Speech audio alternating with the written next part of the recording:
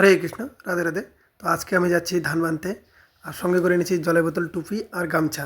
কারণ কি, রৌদ্রটা একটু বেশি তো তাই। তারপর আমি ধান খেতে চলে আসলাম।